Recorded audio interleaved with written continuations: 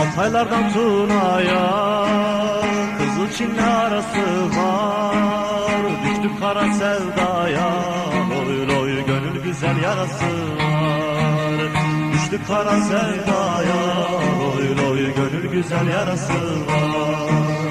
Al bizi de sürürsen, bayrak olan bürürsen, hele durma yürürsen, loy loy daha yolun yarısı var.